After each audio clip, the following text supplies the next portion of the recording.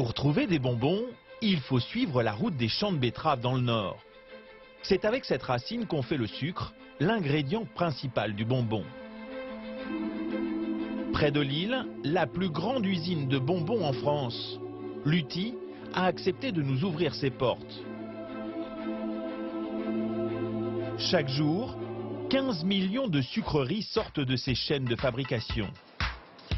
Parmi elles, le bonbon Harlequin multicolore, la planche de surf bicolore ou encore cette petite bouteille rose et bleue. Celui qui veille au grain, c'est Sébastien Berg, le dirigeant de la société depuis 3 ans. Ça se passe bien? Ouais, ça se passe bien. Bon, en texture, enrobage, ça va bien derrière? Pas mal, enrobage, vous pourrez voir avec la conductrice de ligne juste derrière. D'accord. Bon, mais super, super. Un bon démarrage d'équipe et d'année. Exactement. Mais la grande fierté du patron, la voici. C'est cette petite guimauve enrobée de chocolat, le koala. L'usine en fabrique 1 million chaque jour. Pour s'assurer de la qualité, la méthode est très simple. Super tendre et moelleux, c'est excellent. Cette confiserie, Lutti ne l'a pas inventée. Dans les années 60, il copie tout bonnement un ourson vendu à l'unité par un petit chocolatier de la région. La forme de l'ourson est protégée, alors Lutti en fait un koala.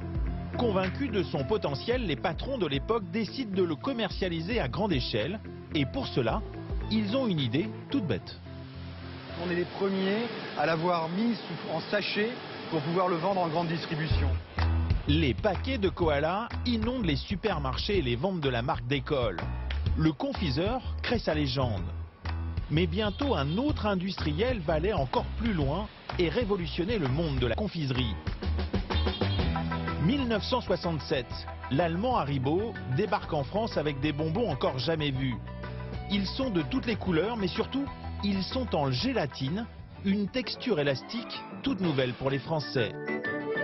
Haribo et ses bonbons rigolos donnent un sacré coup de vieux à son concurrent Lutti. Pour attirer les enfants, les campagnes de pub sont de véritables petites fictions.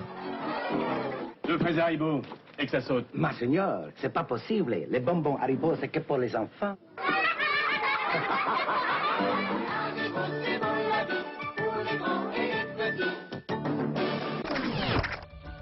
Bonjour, comment ça va? Vous allez bien? Les produits sont beaux? Pour sauver sa marque, Lutti doit contre-attaquer. La riposte va avoir lieu 20 ans plus tard. Haribo a inventé le bonbon gélatineux, Lutti lui va créer le bonbon qui pique. Le premier, c'est cette petite bouteille rose et bleue, le Bubblies. Ah, ça a été une petite révolution pour le monde du bonbon en général, parce qu'aujourd'hui, les bonbons dits qui piquent, citriqués, dont Lutti est l'inventeur, sont un des plus gros segments du marché avec la plus forte croissance.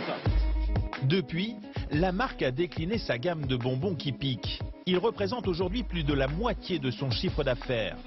Pour obtenir cet enrobage piquant, ils passent tous à la douche dans ce grand tambour. De l'acide citrique, dérivé du citron, de l'acide malique, dérivé de la pomme. Quant au dernier composant qui donne cet effet si étonnant en bouche, Alors dans l'acide, il y a un dernier petit ingrédient qui donne l'effervescence en plus de l'acidité des bonbons Lutti. Et ça, c'est secret. l'ingrédient mystère, ce serait du bicarbonate de sodium, mais chut, on ne nous a rien dit. Il a déjà bon goût et une certaine acidité, mais il reste encore un peu tendre, d'accord? À ce stade, les bonbons ne sont pas encore prêts à être vendus. Ils ne sont pas assez acides et ils sont trop mous. Comme les bons vins, ils vont reposer en cave. C'est seulement après plusieurs semaines qu'ils arriveront à avoir leur goût final. Depuis la petite révolution des bonbons qui piquent, Lutti innove en permanence. En ce moment, au laboratoire, José l'ingénieur finalise une recette plutôt étonnante, celle d'un bonbon qui provoque une sensation de chaleur en bouche. À l'origine de cet effet chaud, des ingrédients auxquels on ne s'attend pas forcément, des épices. Et intégrer du poivre ou du piment dans un bonbon, ça n'a l'air de rien, pourtant ça fait des mois et des mois que José s'échine à trouver la formule magique. Il faut vraiment prendre la molécule qui va donner simplement l'effet chaud. Parce que souvent les épices, c'est beaucoup utilisé en cuisine, et ça apporte une note qu'on ne veut pas retrouver, puisque nous on veut que ça soit sucré, fruité, et non qu'il y ait un goût de paprika ou de piment et ainsi de suite. L'enjeu, c'est de neutraliser le goût pimenté pour ne garder que la chaleur. Et mieux vaut que ça marche, car pour obtenir cette molécule, Sébastien Berg a dû casser sa tirelire. Ça, c'est des produits qui coûtent cher? Ce sont des produits qui coûtent très très cher. Les arômes et les colorants, surtout les arômes et les colorants naturels, ce qui est le cas pour tous nos nouveaux développements et la grosse tendance du marché, coûtent bien plus cher qu'un excellent champagne. Ça coûte plus cher qu'un champagne? Ah oui, au litre, oui, bien sûr. Avec des molécules plus chères qu'un champagne, le challenge est de taille pour Lutti, car ces bonbons doivent rester abordables. Dans les rayons des supermarchés, il y a un prix à ne pas dépasser, 2 € le sachet. Au-delà de ce seuil psychologique, les bonbons se vendent mal. Alors, pour rester dans les clous, les fabricants ont leur petite astuce. On préfère jouer effectivement chez Lutti sur la quantité qu'on va mettre dans le sachet plutôt que sur la qualité de ce qu'on va mettre à l'intérieur du sachet. En clair, mettre moins de bonbons dans le paquet pour rester sous la barre des 2 €. Depuis un an, José revoit sa recette pour que le dosage de l'effet chaud soit parfait. Et après 50 essais, il n'a plus le droit à l'erreur.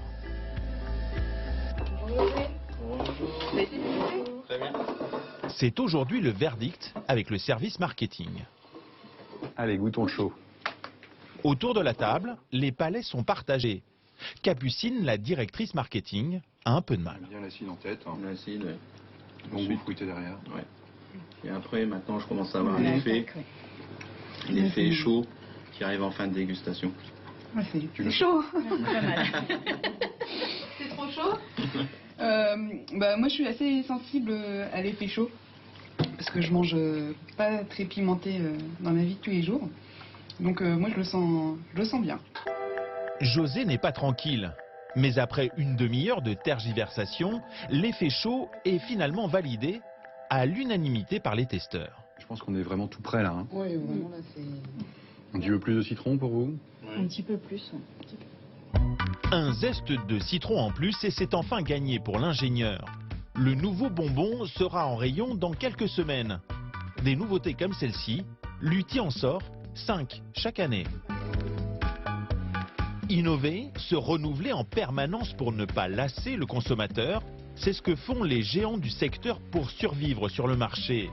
Mais est-ce la seule recette du succès? Pas toujours.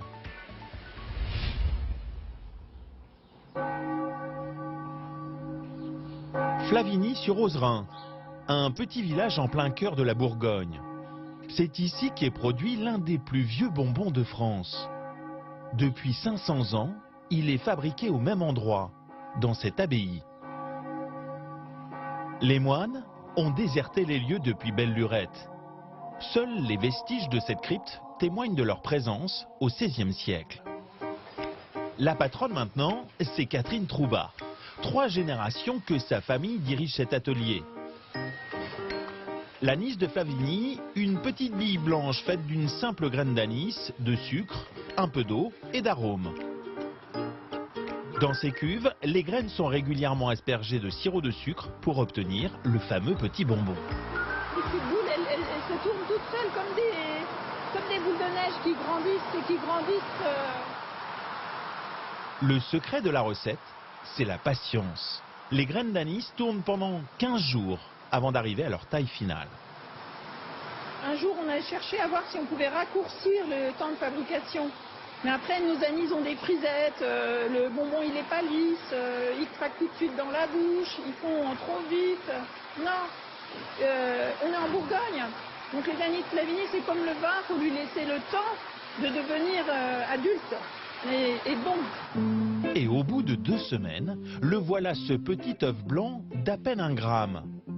Face à la concurrence, Catherine a dû diversifier son offre. Dans la boutique de l'usine à côté de la saveur anis, on trouve désormais 11 autres parfums. Rose, réglisse, menthe ou encore cassis. Pour les clients, le choix est presque cornélien. En fait, le problème, c'est qu'est-ce qu'on prend pas. Parce que j'ai un peu envie de tout prendre. Donc en fait, on prend... En fait, on s'est dit qu'on allait prendre les classiques. Et puis après, ça, c'est pour offrir à des amis. Et précisément, aujourd'hui, on a fait 1 heure de route pour venir manger des anis. Et le petit plus pour les clients, c'est le côté rétro de la boîte. Citron, ça c'est pour offrir. Et ce qui me plaît beaucoup, c'est aussi le design, le packaging. Je trouve ça très joli. Un berger et une bergère figés dans le temps. L'authenticité de la boîte plaît aux touristes. Mais les clients ignorent que ce design un peu désuet est savamment étudié. Catherine travaille sans cesse son packaging et son histoire du berger et de la bergère. La symbolique, en fait, c'est un monsieur qui propose une petite graine à une dame. Et si c'est oui, il fabrique des petits-enfants, quoi. Donc voilà. C'est les bonbons de l'amour. C'est les bonbons de l'amour, voilà. Ce romantisme à la française fait vendre, surtout à l'étranger. Catherine réalise 35% de ses ventes à l'international. À la demande des Chinois, elle a même fait évoluer les dessins.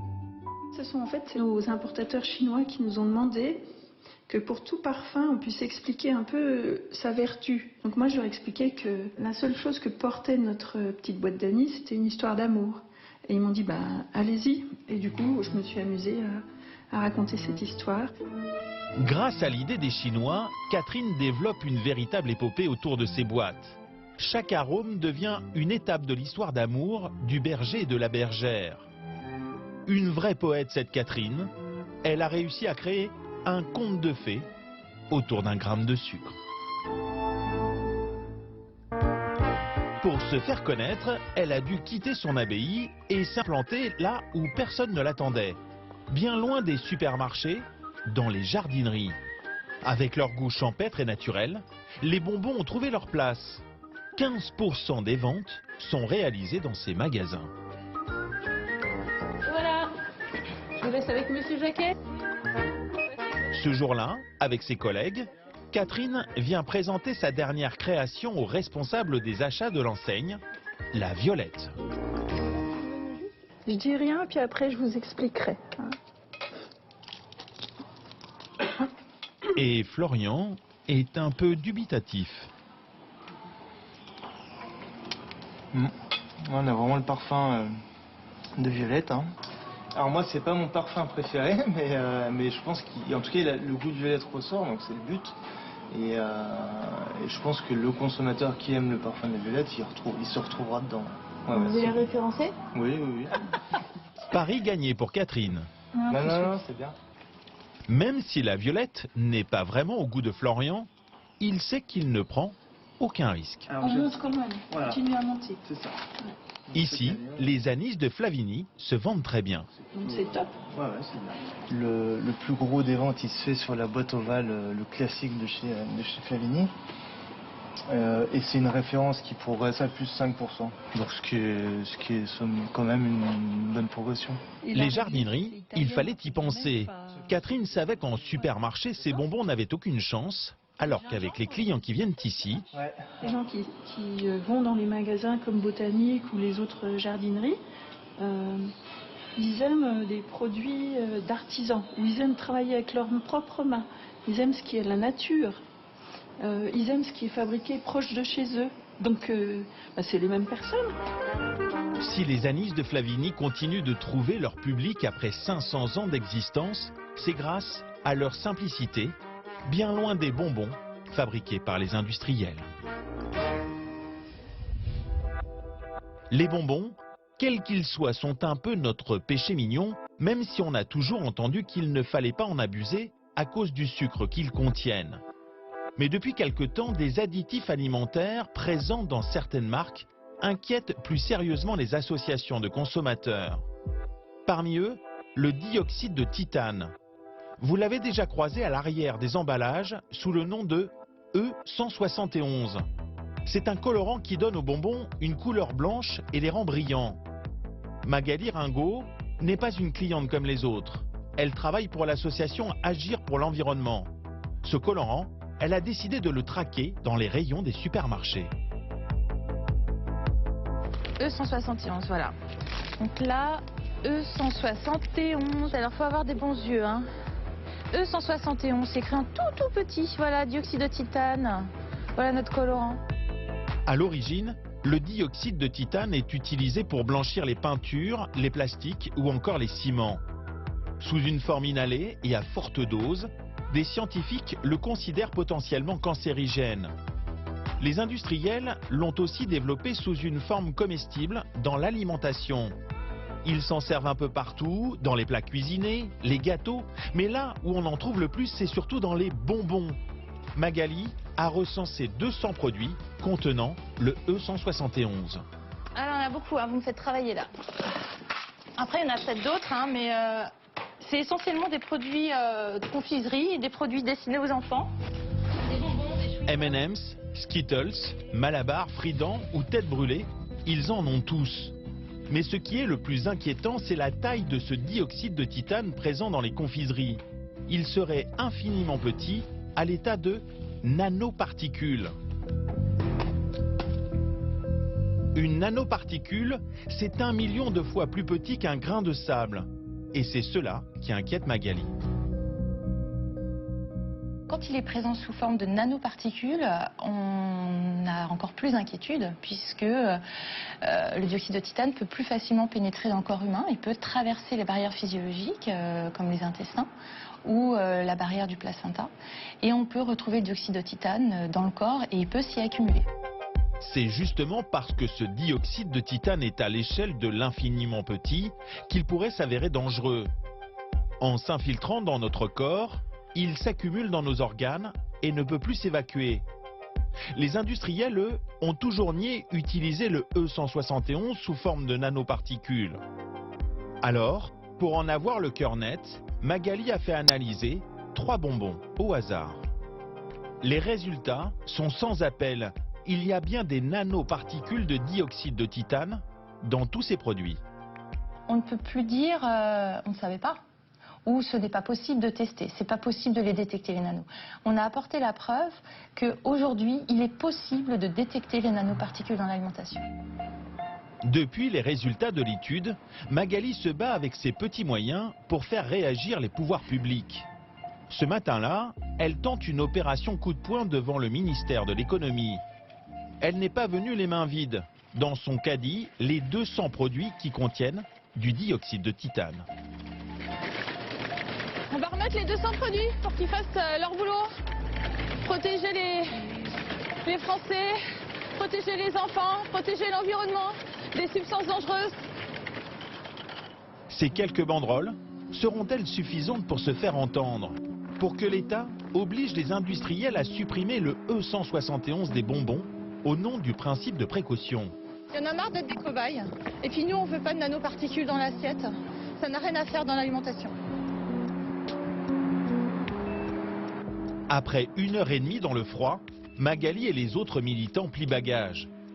Au ministère de l'économie, personne n'est venu les rencontrer. Au plus haut sommet de l'État, le sujet n'intéresse pas. Alors, Magali va taper plus haut, à Bruxelles, là où siège la Commission européenne.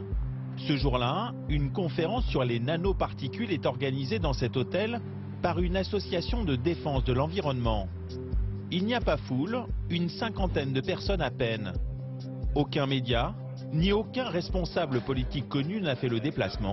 Magali est un peu déçue.